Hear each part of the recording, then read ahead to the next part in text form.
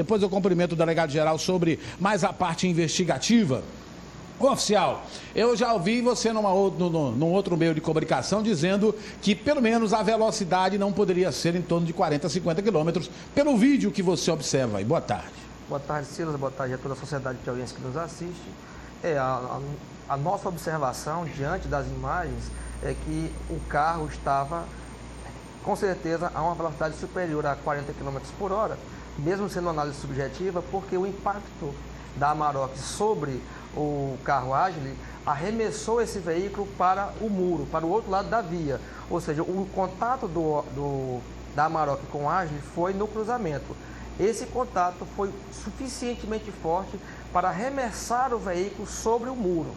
Se ele viesse numa velocidade de 40, 50 quilômetros, né? O impacto teria sido muito menor e a massa, né, o peso do veículo não teria sido suficiente para deslocar a massa do outro veículo. Então essa é a observação, né? Quanto à sinalização ali, oficial, eu sei que a sua parte, essa sinalização é mais uma parte municipal, mas já foi observada lá no momento, há uma sinalização, porque ele reclamou que não havia uma sinalização e que não poderiam estar o condenando, porque lá a sinalização é confusa, ele não tinha como identificar. Eu imagino que o Ronaldo nunca andou na Jockey Club, nunca andou no Canecas, né? Para dizer que ele não sabia que a Jockey Club era preferencial, comandante. Olha, com relação à sinalização, existem duas placas de pare, tanto do lado esquerdo quanto do lado direito da via, tá? Mas eu falo sempre que antes da sinalização existe as regras de circulação, elas precedem a sinalização. A sinalização existe para dirimir alguma dúvida, para facilitar algum deslocamento, mas elas não isentam de responsabilidade o condutor a respeitar as regras de circulação, tá? Então, há placa de sinalização, mas mesmo que não houvesse, é necessário lembrar que o condutor tem a sua responsabilidade de respeitar as regras de circulação quando ele está numa rua entrando numa avenida. A avenida ela sempre tem a preferencial diante da rua, tá? Então, existe sinalização. Talvez não tenha sido a suficiente para no horário da noite. No horário da noite, tá? Mas mesmo que não houvesse essa sinalização, existem as regras de circulação que cabe a cada condutor o seu respeito.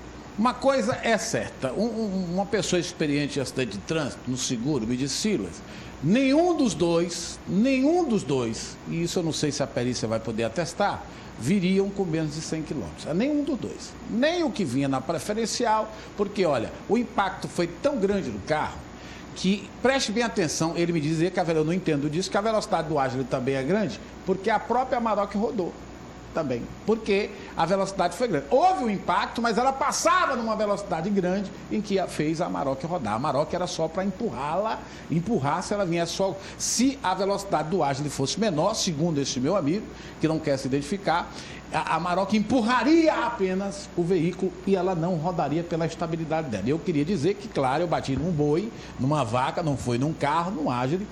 Dei uma pancada e eu vinha de forma irresponsável com 130 km por hora e a minha não rodou. A minha não rodou. A lapada foi grande e a minha não rodou. Foi na BR-343. Graças a Deus eu estou aqui contando a história. Então ele acha que pela velocidade do Agile também tirou a estabilidade da Amarok, que é um dos carros que tem muita estabilidade. Bem, mas eu pergunto agora ao delegado-geral de Polícia Civil, James Guerra, que aliás... essa história do namorado da Joyce sumir, ela é meio complicada, porque se ele não bebeu, por que ele não ficou lá?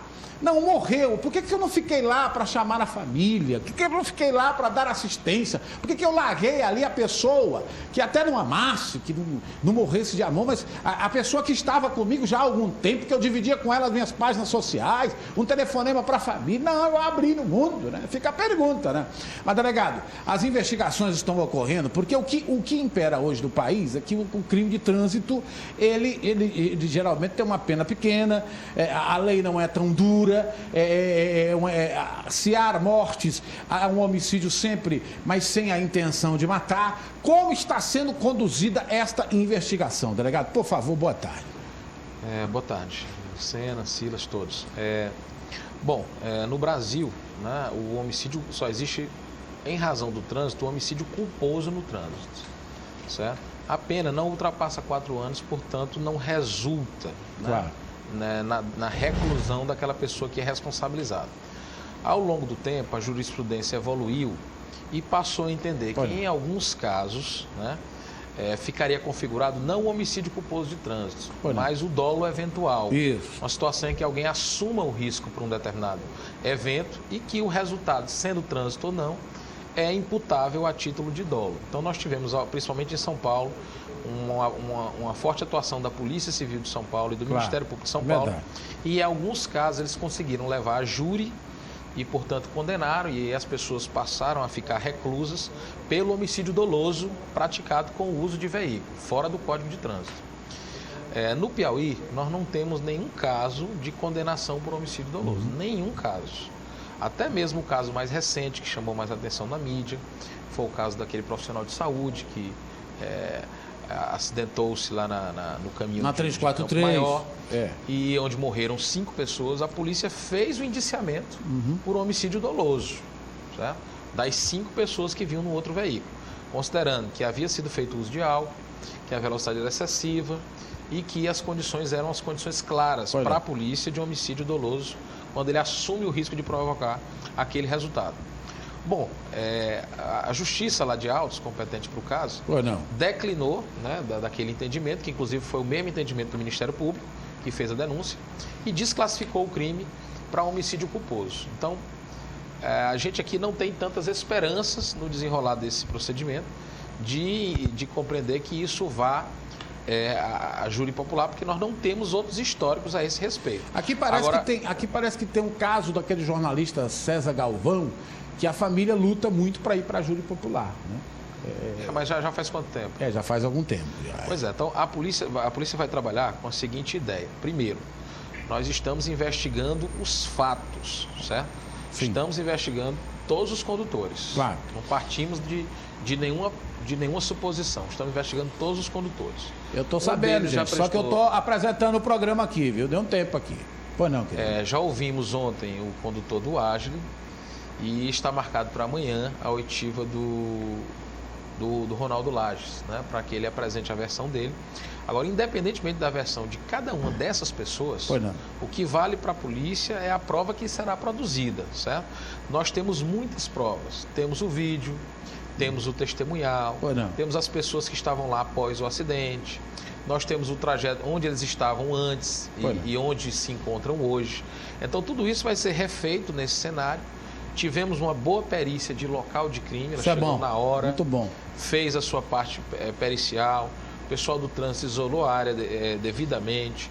Então, não há nenhum mistério neste inquérito policial. Vai ficar exatamente esclarecido se a responsabilidade cabe ao condutor do veículo do Ágil, ao condutor do veículo Amarok, ou até mesmo é possível que se impute aos dois.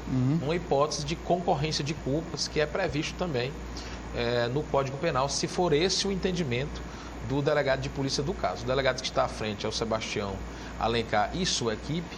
Já tem bastante experiência, mais de 10 anos de polícia civil. Polícia Civil, A equipe de trânsito é a mesma, já vai fazer quase 20 anos que é a mesma equipe. Portanto, uma equipe muito bem experimentada, de maneira que a gente pode garantir que o relatório final do inquérito policial, ele virá com todas as informações que são necessárias para a gente dizer exatamente o que aconteceu. Agora, o desdobramento a partir daí é que realmente ficará a cargo da Justiça. Da Justiça. E as nossas leis é muito branda. É como o delegado disse, são 4 anos, não tem reclusão para o cara, é cesta básica, tá? Que o cara paga uma vida. É cesta básica neste país, a maioria das vezes. Há casos, em São Paulo, por exemplo, a Polícia Civil tem investigado e tem mostrado casos que a Justiça tem levado ao Tribunal Popular do Júri. Em Teresina, não tem. Esse caso pode ir, por exemplo? Olha, poder, em teoria, pode, né? Agora, a gente não viu isso acontecer até hoje, né? Só se for o primeiro caso. Tá certo. A polícia também está investigando se o policial, porque tem um negócio, não, é porque é policial, não vão investigar direito e tal, porque o Ronaldo aí tá cheio de vontade. O Ronaldo é cheio de vontade mesmo. O bicho é cheio de vontade. Quanto a isso aí, só para dar uma informação para vocês aqui. A Polícia Civil já indiciou o Ronaldo por tentativa de homicídio. É verdade. De um fato acontecido em Nossa Senhora dos Remédios. já indiciou por um crime de dano relacionado com tem a violência doméstica também aí. Relacionado com um incêndio também lá em Nossa Senhora dos Remédios. E há um indiciamento dele também por violência doméstica. Então a Polícia Civil já indiciou 3 vezes. Agora a Polícia Civil só pode fazer isso, de indiciar. Deu nada pro cara. Eu tô dizendo agora, que há aquela tramitação seguinte que cabe. O homem tem um costa larga pesado segurando ele. Viu? Agora, na Polícia Civil tem 3 indiciamentos. Eu sei porque todos esses indiciamentos, eu fui nesse período que eu estive e não prosperaram, à frente da Delegacia Geral. Não, prosperaram no sentido de que estão tramitando, né? Mas eles não foram desconsiderados, né? Foi feita a denúncia, o processo tramita e está respondendo. Mas a parte da Polícia Civil está absolutamente encerrada e feita. O senhor me aguarda aqui, eu tô com o irmão do Richard no telefone, mas eu preferiria, eu peço calma aí à produção, fica calma. Tá? Por isso que eu gosto da Samanta, que a Samanta é tranquila. A Samanta é na dela, sabe fazer o futebol, né? Porque eu quero mostrar a matéria. E o rapaz aí, irmão do Richard, é bom ele ver a matéria. Com a família da Joyce. Tá? Com a família da Joyce, que também tem pulgas atrás da orelha. E que também se chateou porque o irmão dele não prestou socorro lá. Não, mas ela tinha morrido, mas não prestou assistência na hora, o cadáver. Deixou lá a menina como indigente, sozinha, no meio da rua, lá, morta, né? Então, me dá na matéria aqui, por favor, Astrid, por favor, detalhes na tela. É assim que está a família da jovem bioquímica Joísa Barros, de 30 anos, que morreu vítima do acidente de trânsito na zona leste de Teresina, na madrugada deste sábado. Na casa da vítima, fotos, cama e objetos pessoais continuam no mesmo local, preservando as últimas recordações que a família possui da jovem. Anos de estudo e dedicação que não poderão ser desfrutados por ela. Nesta segunda-feira, a família da vítima procurou a delegacia de trânsito responsável por investigar o crime. E a gente foi na delegacia de acidente, para registrar o BO. Chegando lá, o delegado Sebastião Alves, ele já informou que o advogado do cara da Amarok já tinha se apresentado lá, disse que foi ele que estava dirigindo, ele é o dono do carro. E aí as outras coisas ele está ainda em questão de depoimento, vai pegar depoimento de testemunha que vai. Prazo? Bem, ele falou em 20 dias, talvez 30, ele tem 30 dias, ele falou, para concluir o inquérito. Carino Ribeiro é o tio da vítima. Emocionado, ele explica que a família espera justiça e que o caso não sirva para ser apenas mais um número nas estatísticas. Ele ressalta que existe um segundo envolvido no acidente que deve ser ouvido. Eu acho que ele se confia, não sei se é virtude de ser um policial civil, como mencionou há pouco meu sobrinho. Você está entendendo? Porque às vezes a pessoa usa do cargo para cometer certo tipo de crime. Agora, veja bem, se isso vira moda, como é que vai ficar esse país? Olha, eu espero que esses culpados, ou esse culpado, entendeu? Seja punido pela justiça com bastante rigor. E aí ele não ia falar do noivo da menina, ele espera que o namorado dela também seja ouvido, e foi ontem, se apresentou na polícia, né? Ele se apresentou à polícia ontem. Agora sim, como é o nome do irmão dele, que está aí ao telefone? Como é o nome do irmão dele, o Astrid? Manuel Carlos, boa tarde, Manuel Carlos. Boa tarde, Silas. A família está contestando também, por que seu irmão não ficou lá? Por que ele se evadiu? Se ele disse no depoimento que não tinha ingerido álcool, que vinha de um jantar, que estava num comportamento normal. Por que foi, Manel? Eu quero ouvir, só eu não ouvi ainda, por favor. Silas, no primeiro momento, eu peço respeito à família que perdeu a Joísa, respeito ao meu irmão que nesse momento está debilitado fisicamente e emocionalmente. Peço respeito pela alma da Joísa. Eu sei que é o trabalho da imprensa divulgar os fatos, ser preocupado. Eu sou irmão do Richard e também sou advogado. Agora, nesse momento, eu estou falando como os dois. Certo. As pessoas pensam, ele foi embora. O outro foi embora. Se você, Silas, tiver alguma vez passado por um acidente em que uma pessoa que você ama muito tiver morrido, você saberia como agir no momento? Você falou, mas ela não teria ficado lá, deixar ela como indigente. pessoas não sabem que passo no... Está cortando o telefone dele, é ruim para me ouvir. Apareceram no momento e retiraram ele das ferragens e levaram ele para ser socorrido. E em nenhum momento ele se evadiu.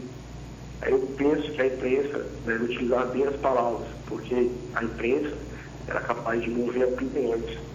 Mas não pense, Silas, que Deus está abaixo disso, porque não, Deus está acima de tudo isso.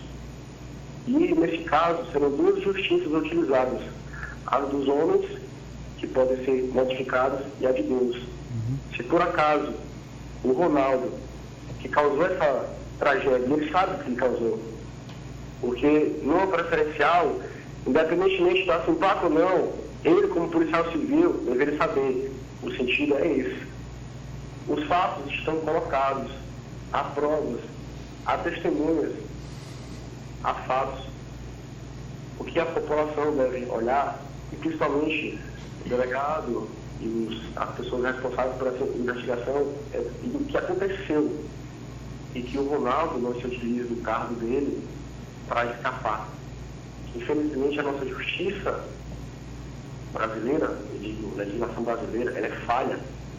Eu digo isso muito advogado, porque eu sei. E nesse caso, no máximo o Ronaldo vai dar umas cestas básicas. Mas não pense, Ronaldo, que Deus vai esquecer disso, porque não vai esquecer. No dia que você fechar os olhos, você vai prestar contas. Todos nós teremos que prestar contas de tudo que nós fizemos na vida. Claro. Eu digo, Silas, a você e a todos os repórteres que estão trabalhando nesse caso, respeitem, pelo menos eu penso, que é à noite. Se quiser ligar de dia para mim, de todo, pode ligar, mas à noite não ligue, porque à noite é a hora da nossa oração. Nesse momento... Eu não entendo muito o que ele fala, é muito pouco, que o retorno aqui não é claro. A alma da Jair está caminhando até a luz, e é muito delicado. Manel? Ontem nós deixar só um instante, Silas. Não, você pode falar, fica à vontade. Fica à vontade, depois eu vou falar também, viu, querido? Na hora. Eu sei, Silas. Na hora, pode falar, fica à vontade, eu estou lhe ouvindo, porque aqui ninguém falou nada do seu irmão. Se estranha, ele ter ido embora. Você está explicando que ele ficou atordoado, que ele saiu sem entender nada, tinha uma pessoa morta lá, mas a imprensa não estava dirigindo nenhum carro lá. Por favor, continue. Por favor. Pois é, não, você falou de não estar falando, mas quando você fala algumas palavras, é como se fosse. Nós que somos advogados temos que observar isso, porque são as letras que são utilizadas para formar uma petição, que é utilizada pelo juiz avaliar a situação. Aí você, mesmo que você acusar, mas as duas letras podem formar uma opinião. E é por isso que eu pedi o respeito. Não por mim, porque eu estava no Rio Grande do Sul sobre da notícia, eu venho como filho de Deus aqui para orientar não só a mim, mas a mim e meus irmãos. E o que a imprensa, os repórteres quiserem falar, fale comigo. O meu irmão ontem passou a noite no hospital, mal ele conseguia respirar. As pessoas, aí os repórteres querem, nós temos que dar entrevista porque o Ronaldo falou, blá blá blá. Não importa o que ele falou, se eu fizesse, eu não estaria nem dando entrevista para ninguém. E muito menos meu irmão. Esse momento é um momento de oração. Oração. Eu finalizo as minhas palavras e passo a palavra para você, Silas. Terminou aí, querido? Não, nós respeitamos o momento. Respeitamos o momento.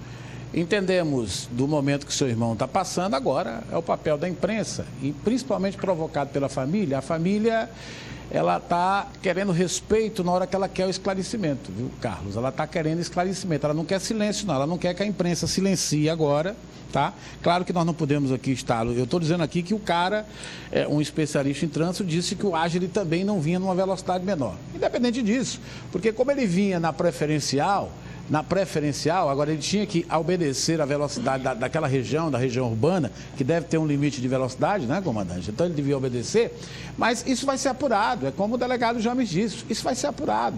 Não vai ser o que o Silas disse, ou o que o Silas deixou de dizer, ou o que o jornalista do 10, do 5 disse, que vai mudar o caso não, tá certo? E não imagine que nós não estamos respeitando não, porque eu podia também dizer que seu irmão desrespeitou a Joilza quando deixou o cadáver dela lá no chão e fugiu. Sabia que eu podia dizer isso agora? Que ele desrespeitou ela quando ele abriu e deixou ela lá no carro morta, rapaz. Eu podia dizer isso, doutor, mas eu não estou dizendo isso. Então, entenda o papel do trabalho da imprensa, eu nem isso estou dizendo. que ele não vitimou ninguém. Ele vinha no carro que foi batido e tinha uma pessoa que tinha um cadáver lá, e aí a gente não desrespeitou ele, não. Lá sabe quem foi desrespeitado lá? Foi ela que ficou o cadáver lá e o Efrem que apareceu para cobrir os fatos e ainda foi algemado. Aí foi. Ela que ficou sozinha, abandonada lá, e o Efrem que foi cobrir os fatos como jornalista e ainda foi algemado. Aí foi. Agora a imprensa não está desrespeitando ninguém, não, doutor. Me permita. Está dado espaço ao senhor, muito obrigado. Agora vamos esperar. Muito obrigado, boa tarde. Vamos esperar agora os esclarecimentos por parte da polícia, né? Então, falar nisso, o doutor Jurandir Porto vem já aqui também falar como a empresa Meio Norte vai agir diante do fato paralelo, que não é, para mim, não é mais importante do que a vida da Joilza, que foi a imobilização do Efrem, porque eu não chamo aquilo de prisão, porque o cara não tinha nem poder de prisão naquele momento. A imobilização do Efrem, isso também está sendo apurado, né, delegado?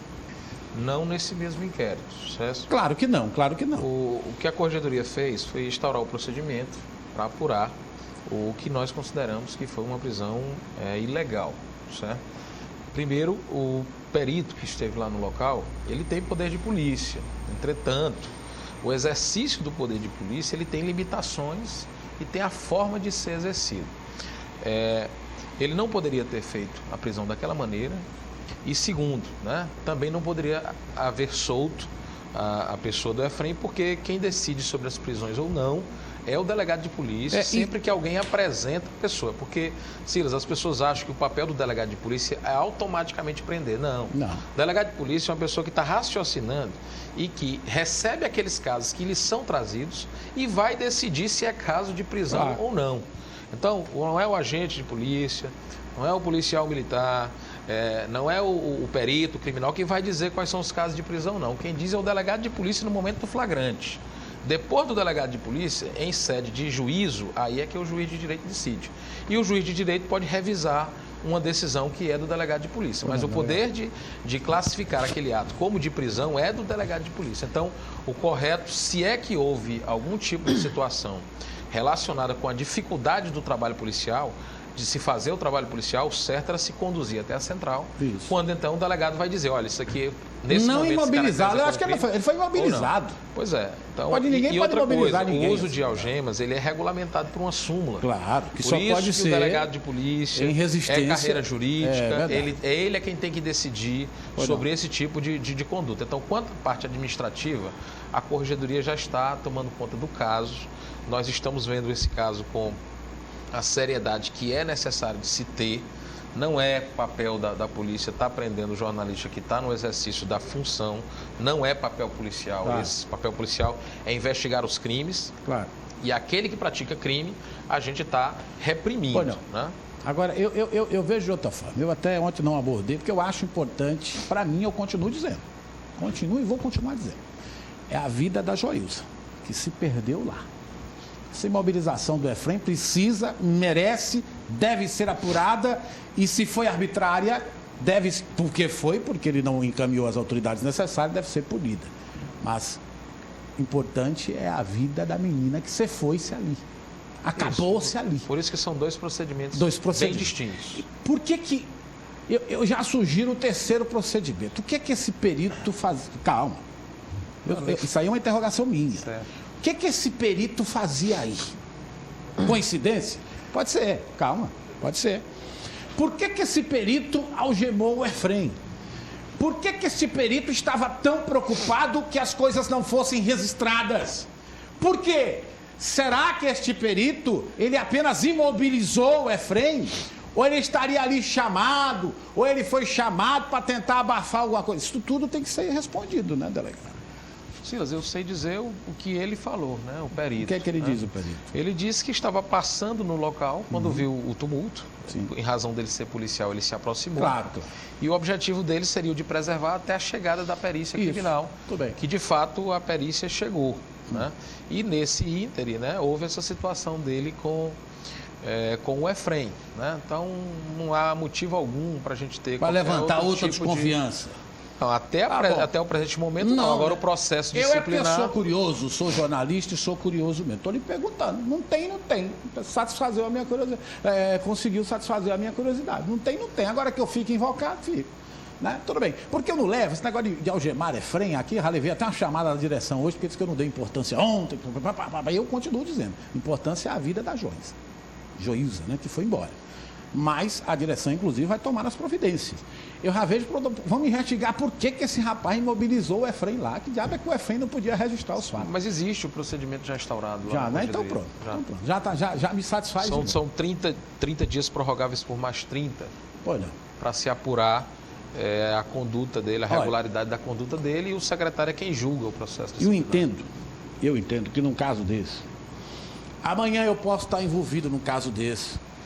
Um filho meu, tá? Pode estar envolvido no caso desse. Que a imprensa vai furunfar e que eu posso estar do mesmo jeito do menino aí pedindo respeito.